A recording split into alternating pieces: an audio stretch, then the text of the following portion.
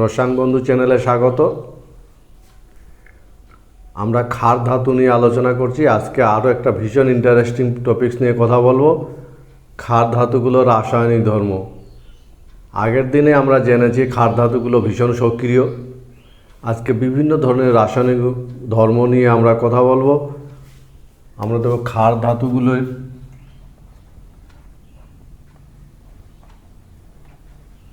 ক্ষার ধাতুর রাসায়নিক ধর্ম।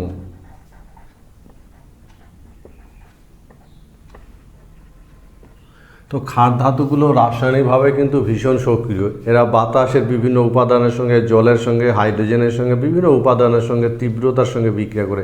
সেই বিষয়টা নিয়ে আমরা একটা সঠিক ধারণা তৈরি করব। তো এদের অধিক সক্রিয়তা, এরা কিন্তু অধিক সক্রিয় বলে রাসায়নিকভাবে এরা সক্রিয়। রাসায়নিকভাবে ক্ষার ধাতুগুলো খুব সক্রিয়। এদের সক্রিয়তার কারণ জানো কেন এরা সক্রিয়? কারণ যেমন এদের আকার বড়, আর এদের আয়নায়ন এনথালপি, এদের আয়নায়ন এনথালপির মান নিম্ন, এই মানটা খুব কম, বোঝা গেছে। আর এদের অ্যাটমাইজেশন এনথালপি,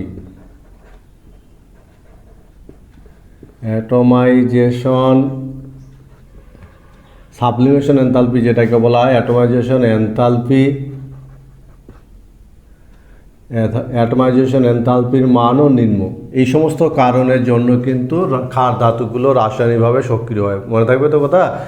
এদের আকার বড়, আইপির মান খুব কম, অ্যাটমাইজেশন এনথালপির মান কম। আর এজন্য ক্ষার ধাতুগুলো কী বলতো, এজন্য এই ক্ষার ধাতু প্রকৃতিতে মুক্ত অবস্থায় পাওয়া যায় না। প্রকৃতিতে মুক্ত অবস্থায় পাওয়া যায় না, মনে থাকবে। তাহলে এই কোশ্চিনটা অনেক সময় যে ক্ষার ধাতুগুলোকে প্রকৃতিতে মুক্ত অবস্থায় পাওয়া যায় না কেন, অথবা এদের অধিক সক্রিয়তার কারণ কি। আমরা এই ক্ষার ধাতুগুলোরই আজকে বিভিন্ন রাসায়নিক ধর্ম নিয়ে কথা বলবো। ঠিক আছে, আমরা দেখব এবার যে ক্ষার ধাতুগুলোর জলীয় বাষ্প এবং বায়ুর সঙ্গে বিক্রিয়া। আমরা প্রথম ধর্ম দেখব জলীয় বাষ্প এবং বায়ুর সঙ্গে বিক্রিয়া। জলীয় বাষ্প ও বায়ুর সঙ্গে বিক্রিয়া।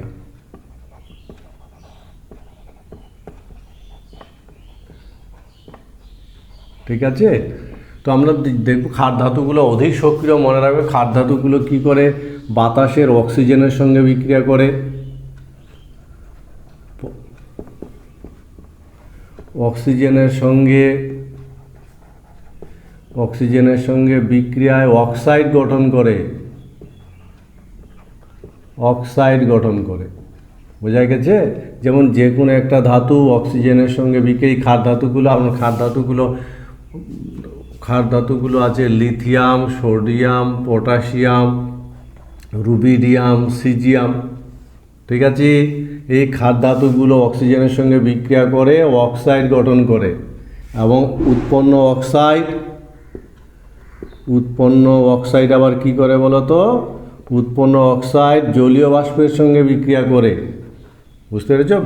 ধাপে ধাপে কি করে, বাতাসের উপাদানগুলোর সঙ্গে বিক্রিয়া করে। উৎপন্ন অক্সাইড জলীয় বাষ্পের সঙ্গে বিক্রিয়া করে, জলীয় বাষ্পের সঙ্গে বিক্রিয়ায় হাইড্রোক্সাইড গঠন করে। মনে থাকবে, হাইড্রোক্সাইড গঠন করে। এই যে অক্সাইডটা তৈরি হলো, এই অক্সাইড আবার জলীয় বাষ্পের সঙ্গে বিক্রিয়া করে হাইড্রোক্সাইড গঠন করে। মনে থাকবে, হাইড্রোক্সাইড গঠন করে। উৎপন্ন হাইড্রোক্সাইড আবার কি করে বলো তো, উৎপন্ন হাইড্রোক্সাইড আবার CO2 এর সঙ্গে বিক্রিয়ায় কার্বনের গঠন করে। এইভাবে বিভিন্ন উপাদানের সঙ্গে ধাপে ধাপে কিন্তু বিক্রিয়াগুলো ঘটে। ফলে যে হাইড্রোক্সাইডটা উৎপন্ন হলো, এর সাথে আবার কার্বন ডাইঅক্সাইডের বিক্রিয়া হবে। হাইড্রোক্সাইড যে উৎপন্ন হলো, এর সাথে কার্বন ডাইঅক্সাইডের বিক্রিয়ায় তৈরি হবে কার্বনেট। বোঝা গেছে? এই যে কার্বনেটটা তৈরি হলো, ফলে ধাতুর উপর এই কার্বনেটের আস্তরণ পড়ে, ধাতুর উপর একটা আস্তরণ ফেলে। তাহলে ধাতুটা কী হবে বলো তো? ধাতুর উপর যদি কার্বনেটের এরকম একটা আস্তরণ পড়ে, তাহলে ধাতুর উজ্জ্বলতা থাকবে? থাকবে না। তাহলে মনে রাখবে ভালো করে, জলীয় বাষ্প এবং বায়ুর সঙ্গে ক্ষার ধাতুগুলো রাসায়নিক বিক্রিয়ার ট্রেন্ড কীরকম, কী ঘটে? ধাপে ধাপে ধাপে ধাপে কার্বনেটের আস্তরণ পড়ে। মনে থাকবে, প্রথম ধাপে কি তৈরি হয়? অক্সাইড তৈরি হয়। দ্বিতীয় ধাপে সেই অক্সাইডটা জলীয় বাষ্পের সঙ্গে বিক্রিয়া করে হাইড্রোক্সাইড তৈরি করে, যেটা বাতাসের কার্বন ডাইঅক্সাইডের সঙ্গে বিক্রিয়া করে কার্বনেটের আস্তরণ ফেলে। মনে থাকবে? সহজ আছে, কিন্তু মনে রাখবে ভালো করে। এবং এই ধরনের কার্বনেটের আস্তরণ পড়ার ফলে কী হয়? ফলে ধাতু মলিন হয়, উজ্জ্বলতা নষ্ট হয়। আর এজন্য কি করা হয় বলো তো? এজন্য আমরা ধাতুগুলোকে কিভাবে তাহলে সংরক্ষণ করব? এর জন্য কি করা হয়? এদের কেরোসিনে ডুবিয়ে রাখা হয়। কেরোসিন ছাড়াও পেট্রোল হতে পারে, ইথার হতে পারে, ডুবিয়ে রাখা হয়। মনে থাকবে কথাটা? এভাবে সংরক্ষণ করা হয়। এই হলো একটা ধর্ম, জলীয় বাষ্প বায়ুর সঙ্গে বিক্রিয়া। খুব সহজ আছে। কি দাঁড়ালো তাহলে? ক্ষার ধাতুগুলো এতটাই সক্রিয় যে বাতাসে রেখে দিলে বাতাসের কার্বন ডাইঅক্সাইড জলীয় বাষ্প অক্সিজেনের সঙ্গে বিক্রিয়া করে ধাপে ধাপে অক্সাইড, হাইড্রোক্সাইড, শেষে কার্বনেট তৈরি করে।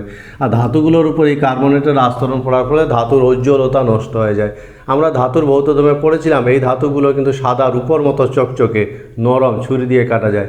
এই যে রূপোর মতো সাদা ঔজ্জ্বল্য ভাবটা এই কার্বনেটের আস্তরণের জন্য নষ্ট হয়ে যায়। সেজন্য এদেরকে কি করা হয়? কেরোসিনে ডুবিয়ে রাখা হয়। অক্সিজেনের সঙ্গে বিক্রিয়া। ক্ষার ধাতুগুলো অক্সিজেনের সঙ্গে বিক্রিয়া করে এবং বিভিন্ন ধরনের অক্সাইড উৎপন্ন করে।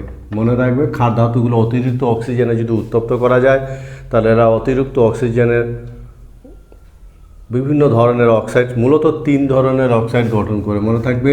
তাহলে এরা কি করে? অক্সাইড গঠন করে।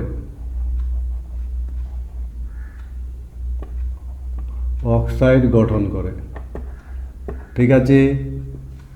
আর কি হবে? 3 প্রকার অক্সাইড তৈরি হয়। 3 প্রকার অক্সাইড। ক্ষার ধাতুগুলো অক্সিজেনের সঙ্গে বিক্রিয়া করে 3 ধরনের অক্সাইড গঠন করে। মনে থাকবে? 3 ধরনের অক্সাইড, এবং উত্তপ্ত অবস্থায় কিন্তু এরা করে। এবং লিথিয়াম থেকে কি হয়? লিথিয়াম থেকে সিজিয়াম পর্যন্ত বিক্রিয়ার জন্য প্রয়োজনীয় উষ্ণতা হ্রাস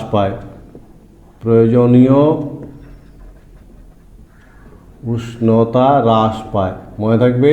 প্রয়োজনীয় উষ্ণতা উপর থেকে নিচে যেতে হবে, অক্সাইড গঠনের জন্য প্রয়োজনীয় উষ্ণতা হ্রাস পায়।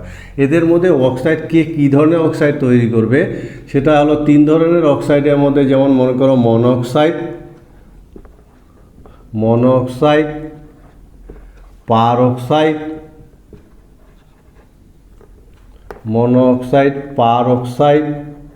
বুঝতে পেরেছ? 3 ধরনের অক্সাইড। Super oxide. এই 3 ধরনের অক্সাইডের অস্তিত্ব আমরা দেখতে পাই। Super oxide. এই 3 ধরনের অক্সাইড মধ্যে কোনো এক রকম কোন অক্সাইডটা গঠন করবে সেটা কিন্তু নির্ভর করবে ধাতুটার প্রকৃতির উপর। যেমন আমরা যদি দেখি, তাহলে ভালো করে মনে রাখবে যে অক্সিজেনের সঙ্গে বিক্রিয়া, এরা উত্তপ্ত অবস্থায় অতিরিক্ত অক্সিজেনের সঙ্গে বিক্রিয়া করে অক্সাইড গঠন করে। সাধারণত 3 প্রকার অক্সাইডের অস্তিত্ব আমাদের জানা আছে। কোন ধাতু কী ধরনের অক্সাইড উৎপন্ন করবে সেটা তার প্রকৃতির উপর, রাসায়নিক প্রকৃতির উপর নির্ভর করবে। তবে অক্সাইড গঠনের জন্য যে প্রয়োজনীয় উষ্ণতা, সেটা লিথিয়াম থেকে সিজিয়াম ক্রমশ হ্রাস পায়। এবার আমরা দেখব কী ধরনের অক্সাইড গঠন করে এবং কেন করে। মনে থাকবে?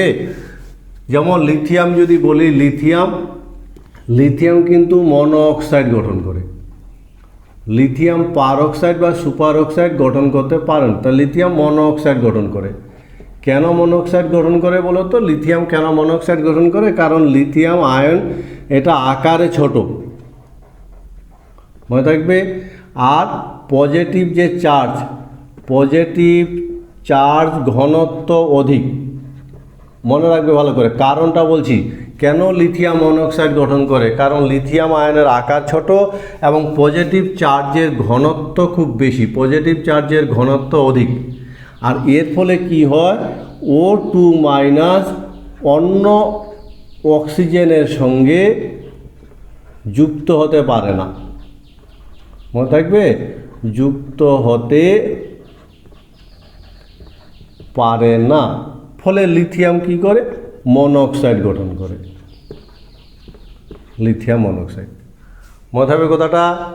অন্যদিকে আমরা যদি সোডিয়াম বলি, সোডিয়াম কিন্তু কি করে, সোডিয়াম পার অক্সাইড গঠন করে। সোডিয়াম আবার পার অক্সাইড গঠন করতে পারে। কেন পার অক্সাইড গঠন করতে পারে? সোডিয়াম পার অক্সাইড গঠন করে কারণ সোডিয়াম আকার বড়, পজিটিভ আধান ঘনত্ব কম, ফলে কি হয় বলো তো, O2- অন্য অক্সিজেনের সঙ্গে যুক্ত হতে পারে।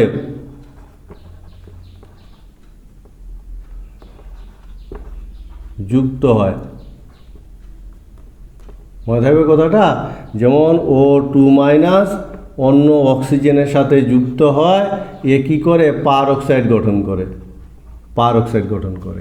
ফলে সোডিয়াম যখন অক্সিজেনের সঙ্গে উত্তপ্ত করা হয় তখন সোডিয়াম পার অক্সাইড তৈরি হয়। এই মনে থাকবে কথাটা। খুব ভালো একটা ব্যাখ্যা, মনে রাখার চেষ্টা করবে যে অক্সিজেনের সঙ্গে বিক্রিয়া করে এই ক্ষার ধাতুগুলো যে বিভিন্ন অক্সাইড গঠন করে, 3 ধরনের অক্সাইড গঠন করে, সেটা ধাতুর প্রকৃতির উপর নির্ভর করে। যেমন লিথিয়াম কেন মনোক্সাইড তৈরি করে, পার অক্সাইড বা সুপার অক্সাইড তৈরি করতে পারে না, সোডিয়াম আবার পার অক্সাইড তৈরি করতে পারে কেন, সেটা নির্ভর করে ওই ধাতুটা যে আয়নের আকার আর তাদের আধানের ঘনত্বের উপর।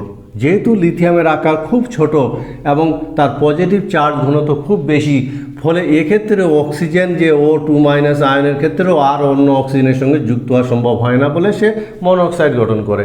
অন্যদিকে সোডিয়াম আয়নের আকার বড়, পজিটিভ চার্জ ঘনত্ব তুলনামূলক কম হয়, O-2 আয়ন অক্সিজেনের সঙ্গে যুক্ত হয়, এই যে পার অক্সাইড আয়ন গঠন করতে পারে, সেই জন্য সোডিয়াম পার অক্সাইড তৈরি করে। বাকিগুলোর কথা যদি আমরা ভাবি তাহলে সেক্ষেত্রে আমরা কি দেখতে পাবো, potassium ion, rubidium ion, caesium, এরা আকারে কিন্তু খুব বড়, এরা আকারে বড় আর এদের পজিটিভ চার্জ ঘনত্ব খুব কম, ফলে কি হবে বলো তো, ও পারঅক্সাইড যে আয়ন আছে সেই পারঅক্সাইড আয়ন অক্সিজেন অন্য অক্সিজেনের সাথে যুক্ত হয়, সুপার অক্সাইড আয়ন গঠন করে। এটা সুপার অক্সাইড, মনে থাকবে, সুপার অক্সাইড আয়ন। আর এর জন্য কি হয়, এরা যখন অক্সিজেনের সঙ্গে যুক্ত হয় অক্সাইড গঠন করে, তখন সুপার অক্সাইড গঠন করে। যেমন পটাশিয়াম অক্সিজেনের সঙ্গে যুক্ত হয়, পটাশিয়াম সুপার অক্সাইড গঠন করে। এবং সুপার অক্সাইড আয়নের যদি আমরা গঠনটা দেখি, এই আয়নটার গঠন, তাহলে ওর গঠনটা এরকম, একটা বন্ধনে 3টা ইলেকট্রন থাকে, মনে থাকবে। এই বন্ধনটাতে দেখতে পাচ্ছ 3টা ইলেকট্রন আছে, এখানে বিজোড় ইলেকট্রন থাকে, বিজোড় ইলেকট্রন বর্তমান। আর এই ধরনের বিজোড় ইলেকট্রন বর্তমান থাকার ফলে কি হয়, সুপার অক্সাইডগুলো যদি বৈশিষ্ট্য বলি, তাহলে এরা কিন্তু বিজোড় ইলেকট্রনের উপস্থিতির ফলে, বিজোড় ইলেকট্রন থাকায় সুপার অক্সাইডগুলি কি হবে, রঙিন হয়। আর কি হয় বলো তো, প্যারাম্যাগনেটিক হয়।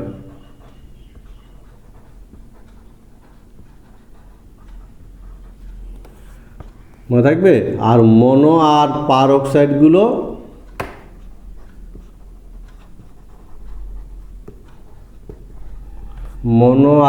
অক্সাইডগুলো এরা বর্ণহীন ডায়াম্যাগনেটিক হয়।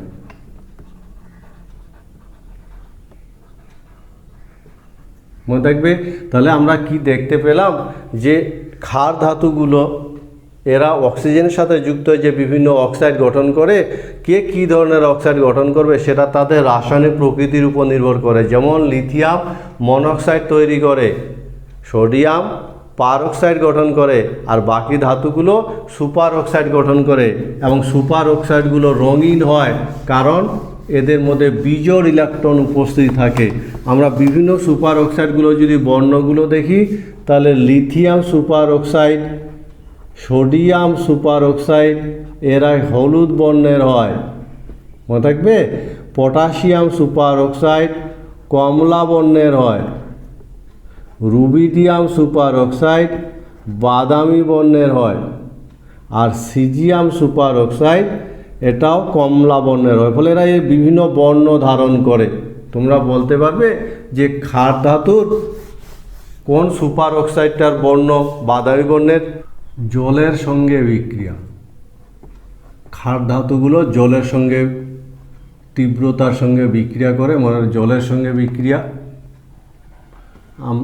মনে রাখবে ক্ষার ধাতুগুলো জলের সঙ্গে কিন্তু তীব্রতার সঙ্গে বিক্রিয়া করে এবং হাইড্রোজেন গ্যাস উৎপন্ন করে। কারণ ক্ষার ধাতুগুলোর প্রমাণ বিজারণ বিভব, যাকে E0 দিয়ে প্রকাশ করা হয়, এটা কিন্তু উচ্চ নেগেটিভ, মনে থাকবে। আর সে কারণে এরা কি বলতো, এরা হাইড্রোজেন অপেক্ষা তীব্র বিজারক, মনে থাকবে, তীব্র বিজারক। ফলে এরা কি করে, এরা জলের সঙ্গে বিক্রিয়া করে।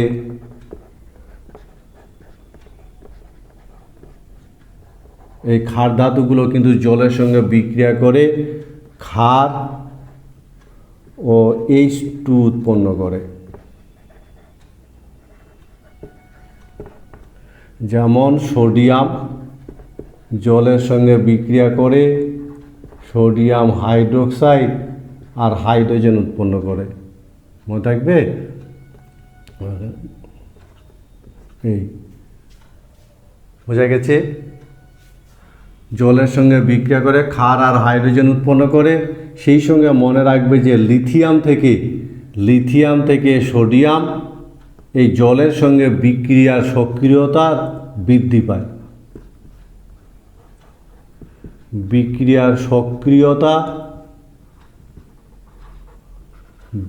পায়। আমার কথা বোঝা গেছে?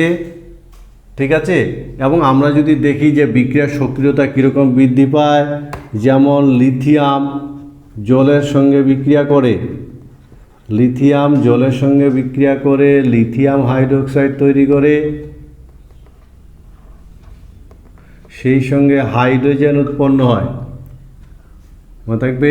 তাহলে লিথিয়াম হাইড্রোজেনের সঙ্গে জলের সঙ্গে বিক্রিয়া করে লিথিয়াম হাইড্রোক্সাইড আর হাইড্রোজেন উৎপন্ন করে।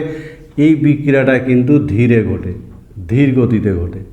অথচ আমরা যদি সোডিয়াম দেখি, সোডিয়ামের সাথে যদি জলের বিক্রিয়া ঘটানো যায়, তাহলে সোডিয়াম হাইড্রোক্সাইড সঙ্গে হাইড্রোজেন উৎপন্ন হবে। এই বিক্রিয়া কিন্তু দ্রুত ঘটে, মনে থাকবে। এবং কি হয় বলতো, কখনো আগুন লেগে যায়, উৎপন্ন হাইড্রোজেন গ্যাসে আগুন ধরে, মনে থাকবে, আগুন ধরে। আমরা কি করতে পারি বলতো, অ্যামালগামেট করে এই বিক্রিয়াটাকে কন্ট্রোল করতে পারি। মনে রাখবে এই কথাটা, অ্যামালগামেট করে বিক্রিয়া নিয়ন্ত্রণ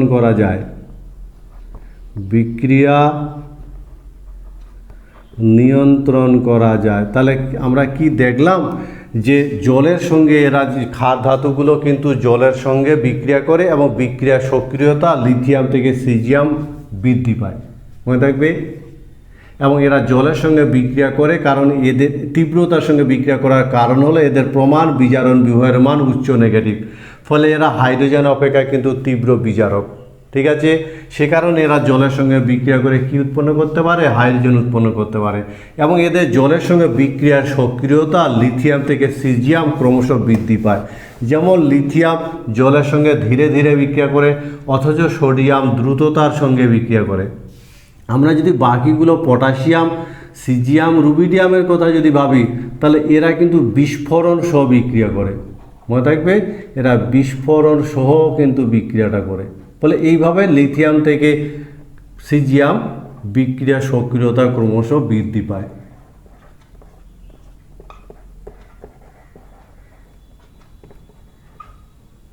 মনে থাকবে কথাটা। আবার আমরা যদি দেখি যে যদিও এখানে একটা কোশ্চেন আসে যে যদিও লিথিয়ামের E0 লিথিয়াম এর মান অর্থাৎ লিথিয়ামের প্রমাণ বিজারণ বিভবের মান সোডিয়াম অপেক্ষা কি বলতো সোডিয়াম অপেক্ষা উচ্চ নেগেটিভ, তবুও কি হয় বলতো, প্রশ্নটা হলো তবুও কেন, তবুও জলের সঙ্গে বিক্রিয়া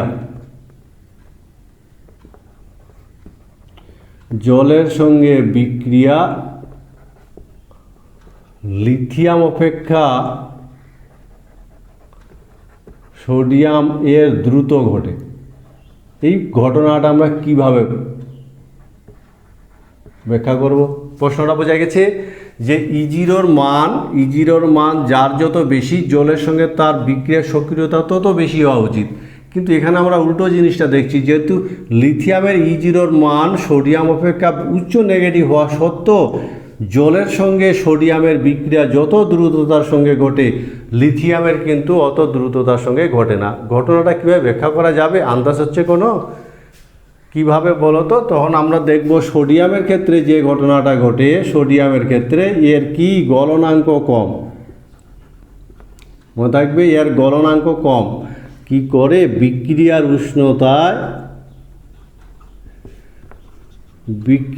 উষ্ণতায় সোডিয়াম গলে যায়, আর এর ফলে কি হয়? পৃষ্ঠতলের ক্ষেত্রফল বৃদ্ধি পায়, আর তার ফলে কি হয়? বিক্রিয়ার হার বেড়ে যায়, বিক্রিয়ার হার বৃদ্ধি পায়। সে কারণে বিক্রিয়া দ্রুততার সঙ্গে ঘটে সোডিয়ামের ক্ষেত্রে, বোঝা গেছে নিশ্চয়ই। তাহলে সোডিয়ামের যদিও এর প্রমাণ ইজিরোর মান কম, তবুও এর বিক্রিয়ার হার বেশি, কারণ এর গলনাঙ্ক কম, ফলে বিক্রিয়া চলাকালীন উষ্ণতায় এ গলে যায়, আর তার ফলে পৃষ্ঠতলের ক্ষেত্রফল বৃদ্ধি পাওয়ায় বিক্রিয়া হার বৃদ্ধি পায়। অন্যদিকে লিথিয়ামের গলনাঙ্ক উচ্চ, ফলে এ বিক্রিয়ার উষ্ণতায়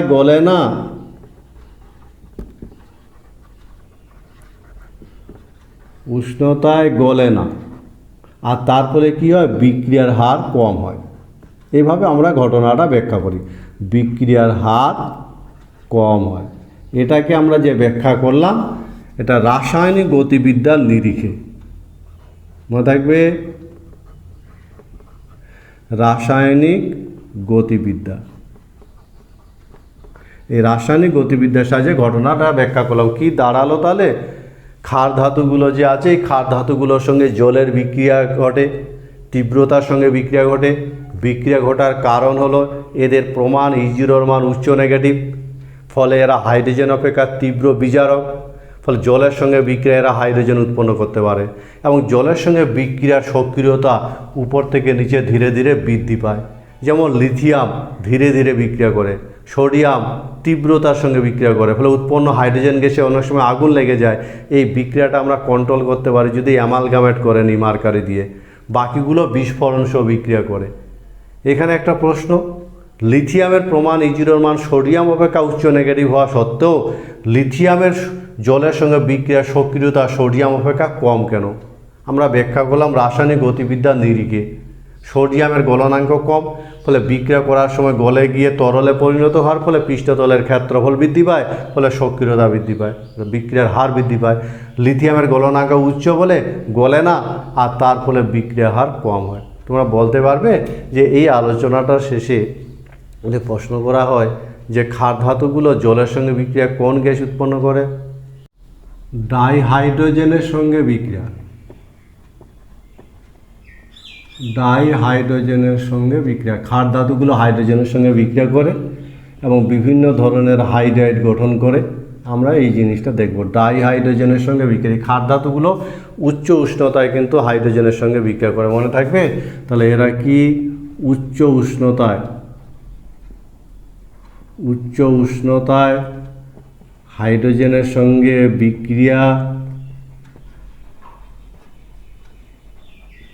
বিক্রিয়া করে হাইড্রাইড গঠন করে।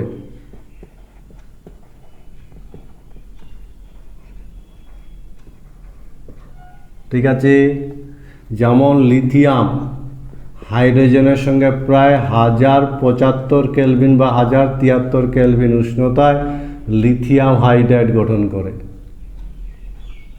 সোডিয়াম হাইড্রোজেনের সঙ্গে প্রায় 673 কেলভিন উষ্ণতায় সোডিয়াম হাইড্রাইড গঠন করে। ফলে এরা বেশ উচ্চ উষ্ণতায় কিন্তু হাইড্রোজেনের সঙ্গে বিক্রিয়া করে এই হাইড্রাইডগুলো গঠন করে। তবে হাইড্রাইড গঠনের প্রবণতা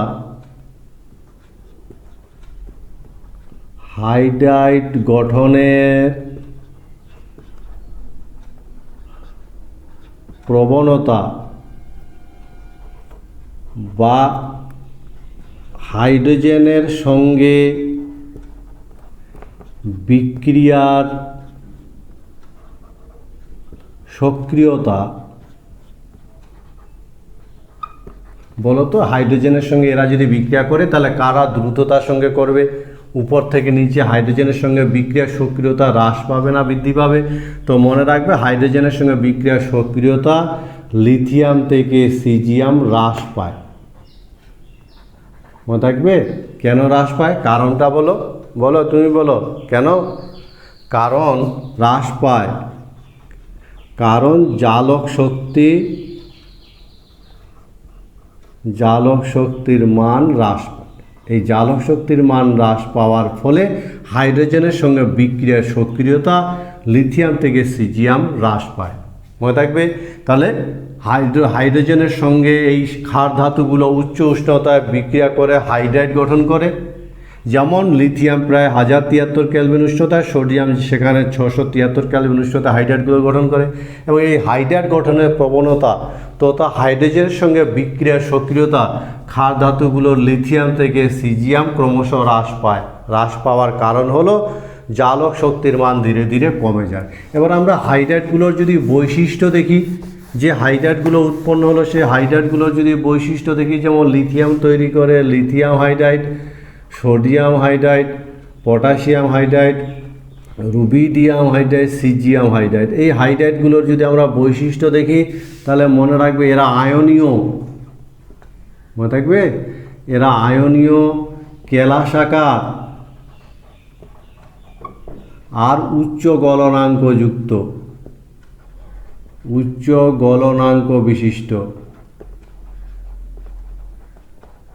মনে থাকবে। তাহলে এই যে হাইড্রাইডগুলো তৈরি হলো এরা কিন্তু আয়নীয় হয়, কেলাসাকার, উচ্চ গলনাঙ্ক বিশিষ্ট এবং এরা তীব্র বিজারক এবং এদের যে বিজারণ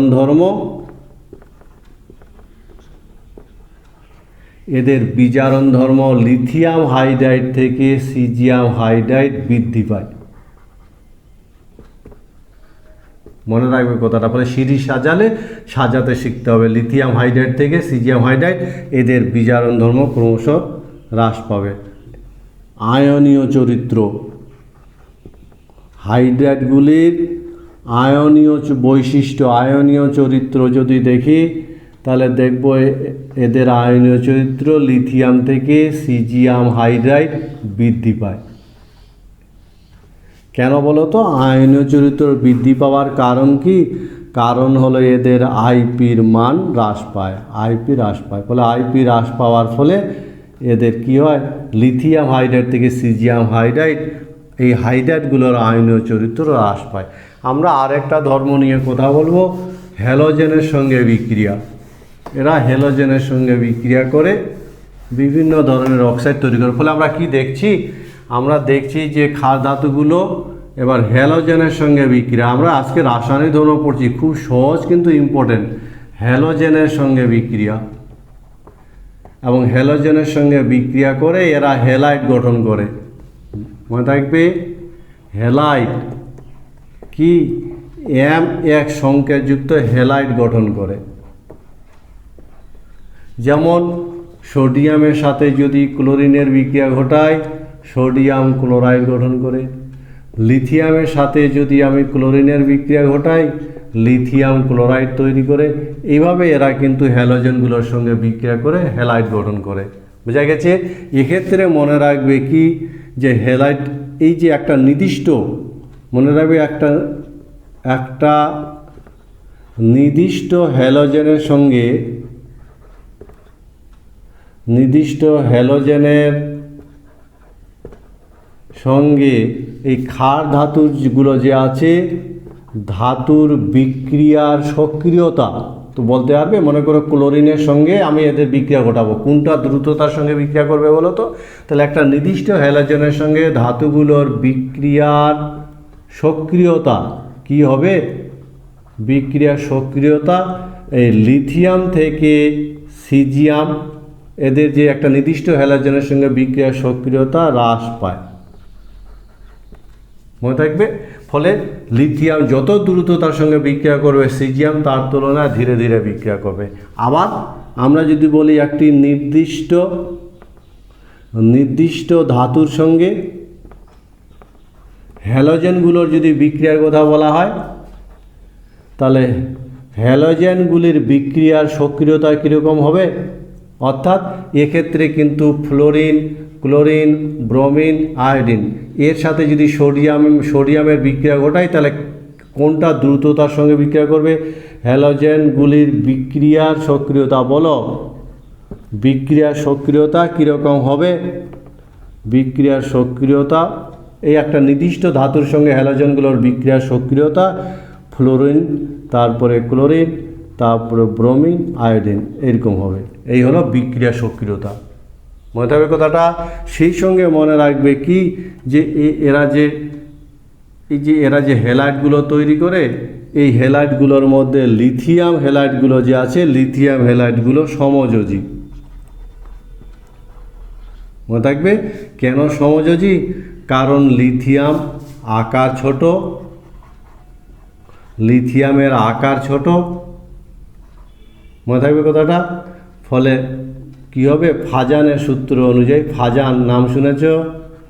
ফাজানের সূত্র অনুযায়ী এই লিথিয়াম হাইড্রাইডগুলোর সমযোজী, বাকি অন্যগুলো কিন্তু আয়নীয়। অন্য হাইড্রাইডগুলি আয়নীয়। এই হলো হ্যালোজেনের সঙ্গে খুব ইন্টারেস্টিং একটা টপিকসগুলো। আমরা ক্ষার ধাতুগুলোর সঙ্গে বিভিন্ন বিক্রিয়ার বিভিন্ন ধরন নিয়ে পড়ছি, বিভিন্ন বিক্রিয়ার তারতম্য নিয়ে কথা বলছি। তাতে হ্যালোজেনের সঙ্গে কি পেলাম? যে এরা হ্যালোজেনের সঙ্গে বিক্রিয়া করে এই গঠনযুক্ত হ্যালাইড গঠন করে। যেমন সোডিয়ামের সাথে সোডিয়াম ক্লোরাইড, লিথিয়ামের সাথে লিথিয়াম ক্লোরাইড ইত্যাদি হয়। কিন্তু একটা নির্দিষ্ট হ্যালোজেনের প্রতি ধাতুগুলোর সক্রিয়তা উপর থেকে নিচে হ্রাস পায়। মনে হবে আমার কথাটা? আবার একটা নির্দিষ্ট যে ধাতুর প্রতি হ্যালোজেনগুলোর সক্রিয়তা ফ্লোরিন থেকে আয়োডিন ধীরে ধীরে কিন্তু হ্রাস পায়। এই কথাটা মনে থাকবে। এই জায়গাটা নির্দিষ্ট এই জায়গাটা বৃদ্ধি পায়। একটা নির্দিষ্ট হ্যালোজেনে আবার আমি বলছি একটা নির্দিষ্ট হ্যালোজেনের প্রতি ক্ষার ধাতুগুলোর যে সক্রিয়তার কথা যদি আমরা বিচার করি তাহলে দেখব লিথিয়াম থেকে সিজিয়াম পর্যন্ত ক্রমশ কিন্তু ক্ষার ধাতুর সক্রিয়তা বৃদ্ধি পায়। ঠিক আছে? আবার একটা নির্দিষ্ট ধাতুর সঙ্গে হ্যালোজেনগুলোর সক্রিয়তার কথা যদি বলি তাহলে এই ট্রেন্ড অনুযায়ী সক্রিয়তাটা ঘটে। বিজারণ ধর্ম খুব ভীষণ ইম্পর্ট্যান্ট একটা ধর্ম, বিজারণ ধর্ম। আর বিজারণ ধর্ম আমরা যদি এই ধাতুগুলোর ক্ষেত্রে বিজারণ ধর্মের কথা বিবেচনা করি তাহলে মনে রাখবে এরা কিন্তু তীব্র বিজারক। মনে থাকবে? এরা তীব্র বিজারক। কিন্তু এদের বিজারণ ধর্মটার মনে রাখবে কোনো একটা মৌলের বিজারণ ধর্ম দুটো বিষয়ের ভিত্তিতে বিবেচনা করা হয়। যেমন আইপি এর মান, আইপি যত কম হবে বিজারণ ধর্ম তত বেশি হবে, বোঝা গেছে? তবে এটা কখন? এটা মুক্ত অবস্থায় অথবা গ্যাসীয় অবস্থায়। মনে থাকবে মুক্ত বা গ্যাসীয় অবস্থায়। যেহেতু উপর থেকে কি হয়, লিথিয়াম থেকে সিজিয়াম আইপি হ্রাস পায়, তাই কিনা বলো? তাহলে আইপি হ্রাস পাওয়ার ফলে বিজারণ ধর্ম কি হবে? বিজারণ ধর্ম বৃদ্ধি পায়। এই হলো গ্যাসীয় বা মুক্ত অবস্থায় বিজারণ ধর্ম ব্যাখ্যা। কোনো অসুবিধা? তাহলে আবার বলছি যে বিজারণ ধর্ম ভীষণ ইম্পর্টেন্ট একটা টার্ম। সেক্ষেত্রে মনে রাখবে যে বিজারণ ধর্মটা কিন্তু নির্ভর করে সেটা কোন অবস্থায়, সেই অবস্থার উপর। যেমন মুক্ত অবস্থায় বা গ্যাসীয় অবস্থায় যদি হয়, মনে রাখবে মুক্ত বা গ্যাসীয় অবস্থায় যদি হয় তাহলে বিজারণ ধর্মটা কিন্তু আইপির মানের উপর নির্ভর করে। আইপির মান যত কম হয় বিজারণ ধর্ম তত বেশি হয়। ফলে আমরা যদি এদের ক্ষেত্রে আইপির মান ট্রেন্ডটা দেখি তাহলে আইপির মান লিথিয়াম থেকে সিজিয়াম হ্রাস পায়, আর তার ফলে লিথিয়াম থেকে সিজিয়াম বিজারণ ধর্ম বৃদ্ধি পায় মুক্ত বা গ্যাসীয় অবস্থায়। কিন্তু দ্রবণের ক্ষেত্রে যদি আমরা বিবেচনা করি তাহলে সেক্ষেত্রে কিন্তু আর আইপিটা দ্রবণের ধর্ম নয়, দ্রবণে কিন্তু সেটা হলো প্রমাণ বিজারণ বিভব। মনে রাখবে প্রমাণ বিজারণ বিভব এই মানের উপর নির্ভর করে। প্রমাণ বিজারণ বিভব কীরকম? প্রমাণ বিজারণ বিভব যত কম হবে বিজারণ ধর্ম তত বেশি হবে। বিজারণ ধর্ম তত বেশি হবে। মনে থাকবে তো কথাটা? ফলে দ্রবণে কিন্তু মনে রাখবে এদের কিসে? এটা হলো দ্রবণে। দ্রবণের ক্ষেত্রে আবার আমি বলছি, দ্রবণের ক্ষেত্রে কিন্তু আমরা এইভাবে বিচার করে থাকি প্রমাণ বিজারণ বিভবের মান দিয়ে। আবার প্রমাণ বিজারণ বিভবের মান কিন্তু নির্ভর করে তিনটা বিষয়ের উপর। কি? ঊর্ধ্বপাতন, যেটা সাবলিমেশন এনথালপি, ঊর্ধ্বপাতন এনথালপি। মনে থাকবে তিনটা বিষয় সমষ্টি, তিনটা এনার্জির সমষ্টি, যেমন আইপি আর কি হাইড্রেশন এনথালপি। হাইড্রেশন এনথালপি মনে থাকবে এই তিনটা শক্তির উপর নির্ভর করে কিন্তু কিসের উপর? প্রমাণ E0 মান। নিশ্চয় বোঝাতে পেরেছি? আবার বোঝার চেষ্টা করো যে গ্যাসীয় অবস্থায় বিজারণ ধর্ম আইপি দিয়ে ব্যাখ্যা করা হয়, আর দ্রবণে বিজারণ ধর্ম E0 মান দিয়ে ব্যাখ্যা করা। E0 মান যার যত বেশি নেগেটিভ হবে তার বিজারণ ধর্ম তত বেশি হবে। আমরা যদি দ্রবণের ক্ষেত্রে দেখি তাহলে দ্রবণের ক্ষেত্রে লিথিয়ামের E0 মানটা সর্বোচ্চ নেগেটিভ। ফলে লিথিয়ামের বিজারণ ধর্ম দ্রবণের বিজারণ ধর্ম সর্বোচ্চ। মনে থাকবে তো? বোঝা গেছে নিশ্চয়? সেই সঙ্গে মনে রাখবে সোডিয়ামের বিজারণ ধর্ম সর্বনিম্ন। এগুলা দ্রবণের কথা বলা আছে, সর্বনিম্ন দ্রবণের বলা হচ্ছে, মনে থাকবে। আর সোডিয়াম থেকে সিজিয়াম বিজারণ ধর্ম বৃদ্ধি পায়। বিজারণ ধর্ম বৃদ্ধি পায়। সুতরাং বিজারণ ধর্মের আমরা যদি সিরিজটা সাজাই তাহলে দ্রবণে বিজারণ ধর্মের সিরিজটা কি হবে বলো তো? দ্রবণে সবথেকে কম হবে সোডিয়াম, তারপরে পটাশিয়াম, রুবিডিয়াম, সিজিয়াম, লিথিয়াম। কিন্তু আমরা যদি মুক্ত অবস্থায় সাজাই তাহলে কি হবে? মুক্ত অবস্থায় অথবা গ্যাসীয় অবস্থায় সেক্ষেত্রে সিরিজটা কিন্তু অন্য হবে। সবথেকে কম কার হবে? লিথিয়াম, তাই কিনা বলো?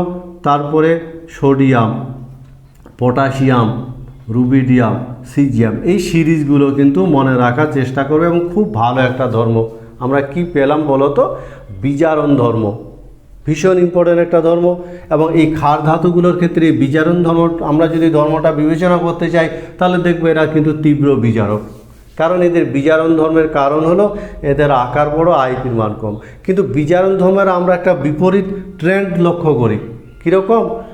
যেমন লিথিয়ামের ক্ষেত্রে মূলত ব্যতিক্রম ধর্ম লক্ষ্য করা যায়। গ্যাসীয় বা মুক্ত অবস্থায় এক ধরনের ধর্ম প্রদর্শন করে, বিজারণ ধর্মের তীব্রতা আলাদা, আবার জলীয় দ্রবণে আলাদা। সে কারণে দুটোকেই যদি আমরা বিবেচনা করি তাহলে ভালো করে মনে রাখবে গ্যাসীয় অবস্থায় বিজারণ ধর্ম আইপি দিয়ে বিচার করা হয়, আর দ্রবণে প্রমাণ বিজারণ বিভব দিয়ে ব্যাখ্যা করা হয়। আবার প্রমাণ বিজারণ বিভবের মান এই তিনটা শক্তির সমষ্টি। লিথিয়ামের ক্ষেত্রে কেন বলো তো? লিথিয়ামের ক্ষেত্রে E0 মান সর্বোচ্চ নেগেটিভ হয় কেন? খুব ভালো করে মনে রাখবে লিথিয়ামের ক্ষেত্রে এই যে হাইড্রেশন এনথালপি, কি হাইড্রেশন এনথালপিটা খুব উচ্চ হয়। হাইড্রেশন এনথালপি মনে থাকবে হাইড্রেশন এনথালপি কার ক্ষেত্রে, লিথিয়ামের ক্ষেত্রে উচ্চ হয়, আর উচ্চ হওয়ার জন্য E0 মানটা সর্বোচ্চ নেগেটিভ হয়। তোমরা বলতে পারবে এই আলোচনাটা শেষে যে গ্যাসীয় অবস্থায় ক্ষার ধাতুগুলোর মধ্যে কার বিজারণ ধর্ম সর্বোচ্চ? তরল অ্যামোনিয়ায় দ্রবণ।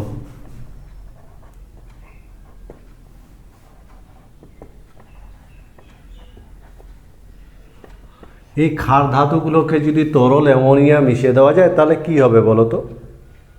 কি হবে? জাদু খেলা হবে, জাদু খেলা। বুঝতে পেরেছ কীরকম? আমরা যদি একটা বিকারের মধ্যে তরল অ্যামোনিয়া নিয়ে, তরল অ্যামোনিয়া মনে থাকবে, এর মধ্যে যদি ক্ষার ধাতুগুলো যুক্ত করি তাহলে বিভিন্ন ধরনের ধর্মের বৈচিত্র্য আমরা লক্ষ্য করব। প্রথমত আমরা দেখব এরা কি করে অ্যামোনিয়েটেড কেটায়ন আর এনায়ন তৈরি করে। অ্যামোনিয়েটেড মনে থাকবে, অ্যামোনিয়েটেড ক্যাটায়ন ও এনায়ন গঠন করে। মনে থাকবে এরা অ্যামোনিয়া দ্রবীভূত হয়। আর মনে রাখবে অ্যামোনিয়া দ্রবীভূত হয়, অ্যামোনিয়েটেড ক্যাটায়ন আর এনায়ন গঠন করে। বুঝতে পেরেছ? এই ক্যাটায়ন আর এনায়ন গঠন প্রক্রিয়াটা যদি দেখি তাহলে এরকম, ঠিক আছে। M প্লাস প্লাস অ্যামোনিয়া তৈরি করলো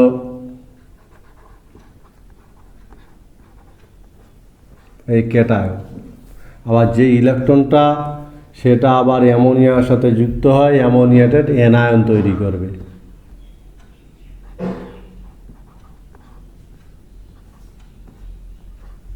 এই ফলে সামগ্রিকভাবে বিক্রিয়াটা কি দাঁড়ালো? এই ইলেকট্রন ইলেকট্রন কেটে যাবে, বোঝা গেছে?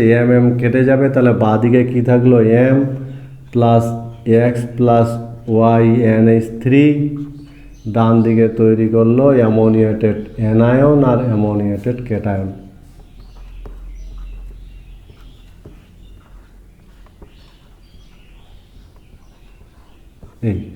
এই অ্যামোনিয়েটেড অ্যানায়ন এবং অ্যামোনিয়েটেড ক্যাটায়ন তৈরি হলো। এইখানে দেখবে যে মুক্ত ইলেকট্রন আছে এবং এর জন্য বহু ধর্মের বৈচিত্র্য ঘটে। মুক্ত ইলেকট্রন, বুঝতে পেরেছ?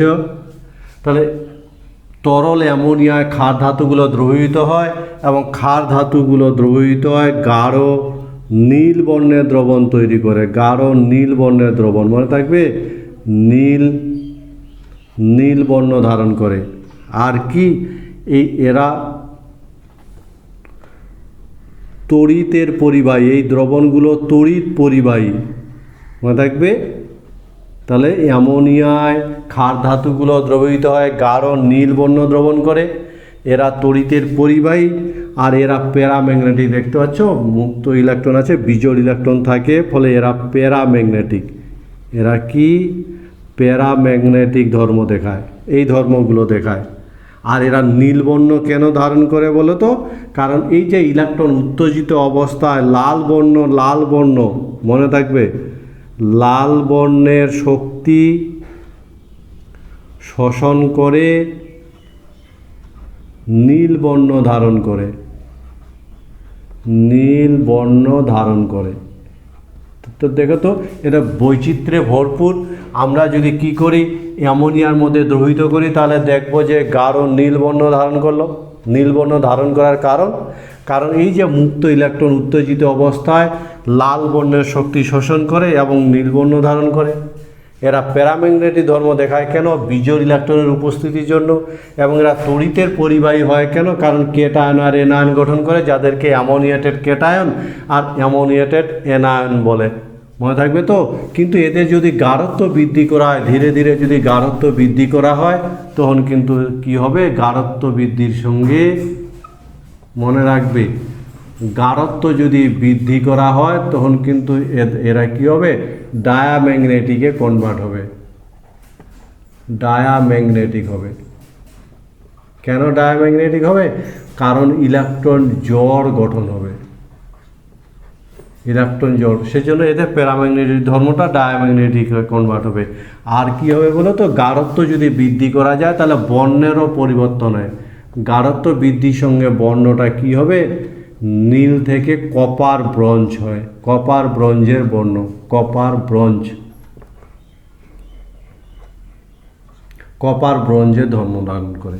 এবং মনে রাখবে এই ধাতুগুলো কি করে, অ্যামোনিয়ার সঙ্গে ধাতুগুলো বিক্রিয়া, অ্যামোনিয়ার সঙ্গে ধাতুর বিক্রিয়ায় কি হয়, অ্যামাইড তৈরি হয়, ধাতুর বিক্রিয়ায় অ্যামাইড তৈরি হয়, অ্যামাইড ও হাইড্রোজেন উৎপন্ন হয়।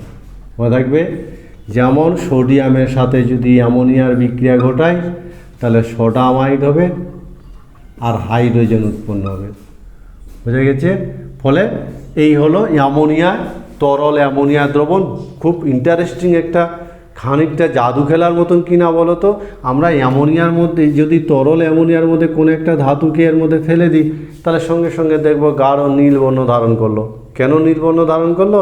কারণ এর দৃশ্যমান অঞ্চল থেকে লাল বর্ণের শক্তি শোষণ করার ফলে নীল বর্ণ ধারণ করলো, পরিপূরক বর্ণ। আবার দেখি এদের মধ্যে চুম্বক দ্বারা আকৃষ্ট হচ্ছে, প্যারাম্যাগনেটিক ধর্ম দেখায়। কেন? বিজোড় ইলেকট্রনের উপস্থিতির জন্য। ঠিক আছে, এরা তড়িতের পরিবাহী হয় দ্রবণটা, কারণ অ্যামোনিয়াটেড কেটায়ন এনায়ন গঠন করে। আবার যদি আরও গাঢ়ত্ব বৃদ্ধি করা যায়, দেখা যাচ্ছে কালারটা চেঞ্জ হচ্ছে এবং সে নীল থেকে কপার ব্রোঞ্জের বর্ণ ধারণ করলো। সেই সঙ্গে চৌম্বক ধর্মটা তাদের চলে গেল, কারণ ইলেকট্রন জোড় গঠনের মাধ্যমে বিজোড় ইলেকট্রনের অস্তিত্ব লোপ পেল।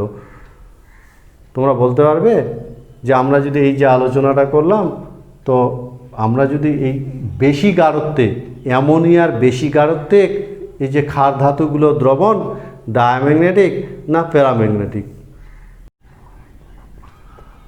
গ্রুপ 16 মৌলের সঙ্গে বিক্রিয়া, এরা গ্রুপ 16, গ্রুপ 15 এদের সঙ্গে কিন্তু বিক্রিয়া করে। গ্রুপ 16 মৌলের সঙ্গে বিক্রিয়া যদি আমরা দেখি তাহলে দেখব, যেমন সালফারের সঙ্গে, সালফারের সঙ্গে কি করে, সালফাইড গঠন করে, সালফাইড গঠন করে।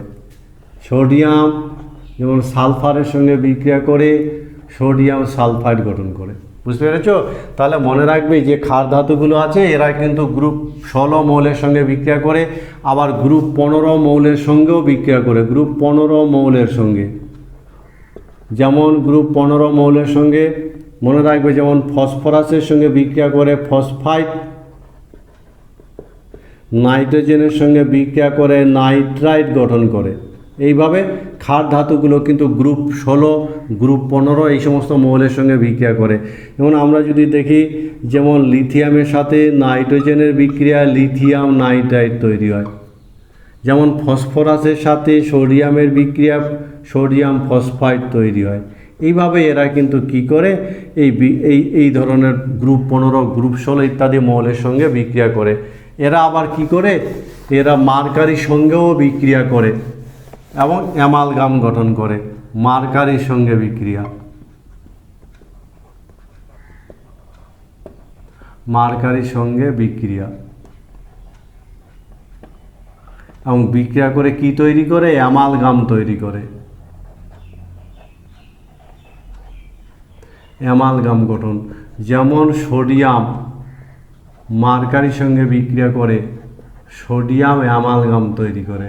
এটা হলো সোডিয়াম অ্যামালগাম, জানা আছে তো? Sodium amalgam, sodium amalgam.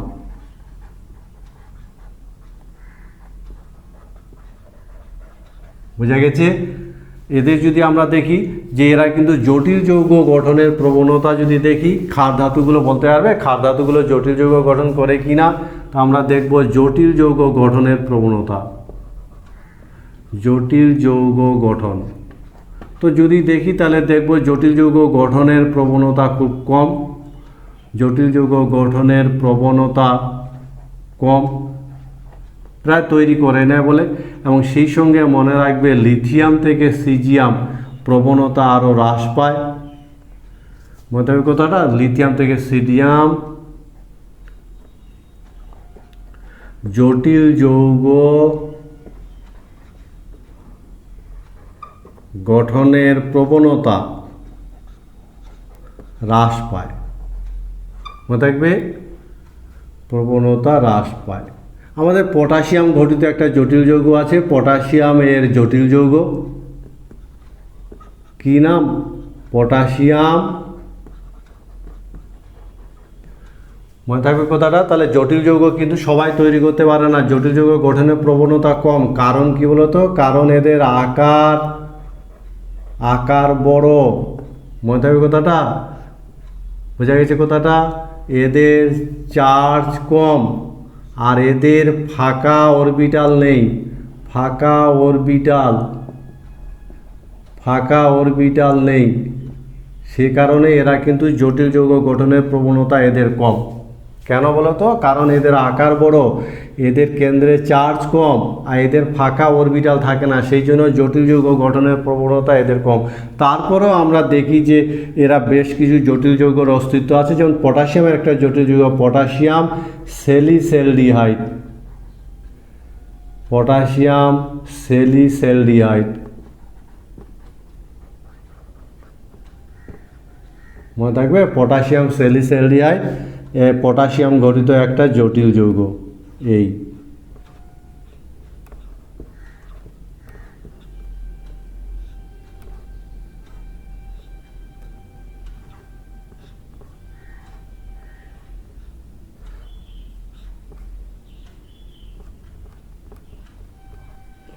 এই হলো পটাশিয়াম একটা জটিল যৌগ, পটাশিয়াম সেলিসেলডিহাইড যার নাম। ঠিক আছে, বোঝা গেছে তো? এবার আমরা দেখব এই যে জটিল যৌগের যে ধর্মগুলো আমরা পড়লাম, এই ধর্মগুলো থেকে এই জটিল যৌগগুলোর আমরা নিষ্কাশন পড়ব। জটিল যৌগগুলোকে আমরা কিভাবে নিষ্কাশন করতে পারি। কারণ আগেই আমরা শুরুতে বলেছি জটিল যৌগ রাসায়নিকভাবে এতটাই সক্রিয় যে এদেরকে প্রকৃতিতে কিন্তু মুক্ত অবস্থায় পাওয়া যায় না। মনে থাকবে কথাটা? তাহলে এদেরকে আমরা কিভাবে নিষ্কাশন করতে পারি? তোমরা বলতে পারবে যে পটাশিয়াম ঘটিত জটিল যৌগটার নাম কি? মনে রাখবে এরা কিন্তু তীব্র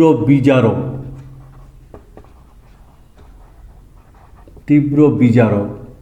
ঠিক আছে, ফলে রাসায়নিক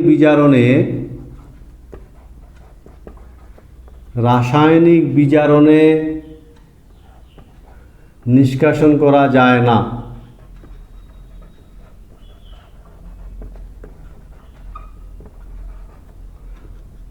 আবার এদের ধাতুর এদের ধাতুর যে লবণ থেকে অন্য ধাতু দ্বারা, অসুবিধাগুলোর কথা বলছি যে এদের নিষ্কাশনে অসুবিধাটা কোথায়। শুরুতেই বলেছে এরা তীব্র বিজারক, বাতাসের বিভিন্ন উপাদানের সঙ্গে বিক্রিয়া করে বিভিন্ন যৌগ তৈরি করে থাকে। ফলে এরা যেহেতু তীব্র বিজারক, ফলে রাসায়নিক বিজারণে এদের নিষ্কাশন করা যায় না।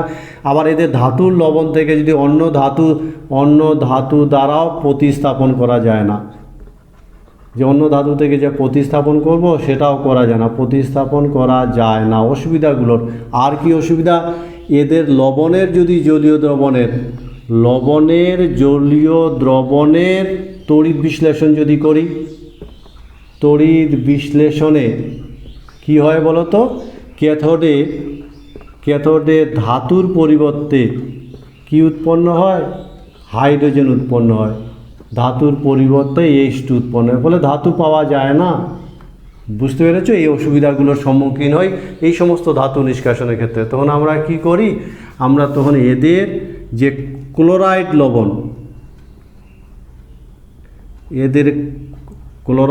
লবণের তড়িৎ, গলিত লবণের, জলীয় দ্রবণের না,